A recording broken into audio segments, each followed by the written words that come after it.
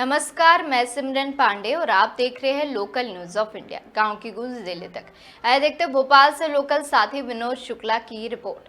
महाराणा प्रताप जयंती के अवसर पर राजधानी भोपाल में 17 जून को भव्य शौर्य यात्रा और सांस्कृतिक कार्यक्रमों का आयोजन किया जाएगा। महाराणा प्रताप कल्याण बोर्ड मध्य प्रदेश के तत्वावधान में होने वाले इस आयोजन की अध्यक्षता बोर्ड अध्यक्ष एवं कैबिनेट मंत्री दर्जा प्राप्त केशव सिंह भदौरिया करेंगे। शाम 5 बजे टीटी नगर स्थित महाराणा लोक से विशाल शौर्य यात्रा निकलेगी, जिसे करुणा धाम आश्रम के संत श्री शांडिल महाराज हरी झंडी दिखाकर रवाना करेंगे। यात्रा में घोड़े, आकर्षक झांकियां, डीजे बग्गी और पारंपरिक वेशभूषा में समाज जन शामिल होंगे। शौर्य यात्रा शाम 7 बजे एमपी नगर स्थित महाराणा प्रताप प्रतिमा स्थल पहुंचेगी, जहां मुख्यमंत्री डॉक्टर मोहन यादव प्रतिमा पर माल्यार्पण कर जनसभा को संबोधित करेंगे। कार्यक्रम में सांस्कृतिक प्रस्तुतियां, प्रतिभा सम्मान, तलवारबाजी, शौर्य प्रदर्शन और पर्यावरण संरक्षण का संदेश भी प्रमुख आकर्षण रहेगा।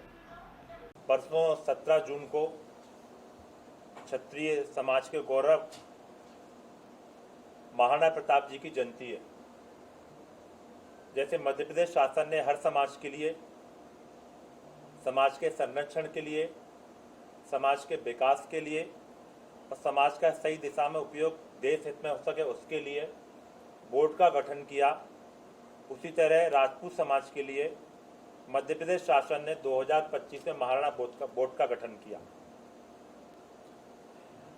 2025 में गठन उपरांत 2026 में क्षत्रिय समाज को महाराणा प्रताप बोर्ड के रूप में प्रथम अध्यक्ष के नाते आदरणीय केशव सिंह भदौरिया को अध्यक्ष बनाते हुए समाज का मुखिया दिया। ये बड़े गौरव और प्रसन्नता का विषय है कि उनके नेतृत्व में 17 जून अर्थात परसों शाम को 5 बजे से क्षत्रिय समाज महाराणा प्रताप की जयंती का आयोजन करने जा रहा है।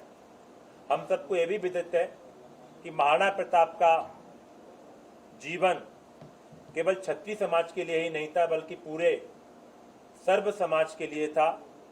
उन्होंने मुगलों से युद्ध किया और हिंदुत्व के नाते उन्होंने अपना जीवन न्यौछावर किया। इस नाते हम कह सकते हैं कि महाराणा प्रताप की जयंती को भोपाल में राजपूत समाज अग्रणी के रूप में तो आयोजित कर रहा है, लेकिन सभी समाजों का हमको उसमें सहयोग मिल रहा है और महाराणा प्रताप की जयंती में बढ़ चढ़कर हिस्सा लेने का हमें उनका आश्वासन मिल रहा है। चूँकि हमारे अध्यक्ष नियुक्त हो चुके हैं श्री केशव सिंह भदौरिया जी, उनके माध्यम से मुख्यमंत्री जी ने भी हमको आश्वस्त किया है कि परसों शाम को कार्यक्रम में मुख्यमंत्री जी भी उपस्थित रहेंगे। आगे कार्यक्रम की रूपरेखा के लिए मैं अध्यक्ष जी से निवेदन करूंगा कि आप सबको जानकारी उपलब्ध कराएं। पहले तो माननीय मुख्यमंत्री जी, प्रदेश अध्यक्ष जी का बहुत बहुत आभार कि उन्होंने हम जैसे छोटे कार्यकर्ता को इस लायक समझा और बोर्ड का अध्यक्ष नियुक्त किया।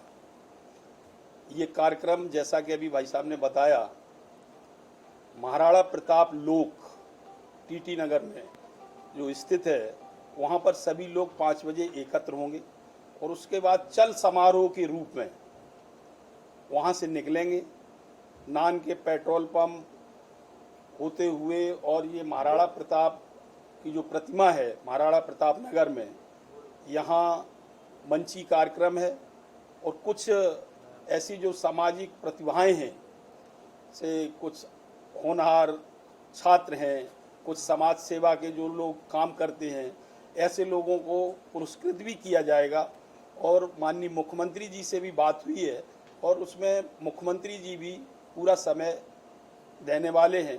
दूसरा भी जैसे भाई साहब ने बताया कि सर्व समाज महाराणा प्रताप का जीवन हम जब पढ़ेंगे तो हमारे ध्यान में ये आता है कि वो केवल क्षत्रिय तो थे ही, लेकिन क्षत्रियों के लिए उन्होंने केवल काम नहीं किया, तो उन्होंने राष्ट्र और समाज के लिए, भारतीय संस्कृति के लिए, हमारी परंपराओं के लिए पूरे जीवन भर उन्होंने संघर्ष किया।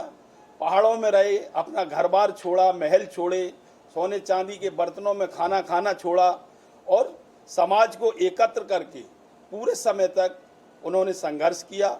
जैसा कि कुछ चीज़ें मिथ्या भी हैं, बोलते भी हैं कि भाई महाराणा प्रताप जो हल्दी घाटी का युद्ध था वो हारे, लेकिन ये सत्यता नहीं है। आज पेपर में भी आप लोगों ने पढ़ा होगा, राजस्थान में अपने पूजनीय सरसंघ चालक जी और वहाँ के मुख्यमंत्री जी एक कार्यक्रम करने वाले हैं 17 तारीख को ही, तो उसमें उन्होंने बोला है कि महाराणा प्रताप ने कभी युद्ध नहीं हारा।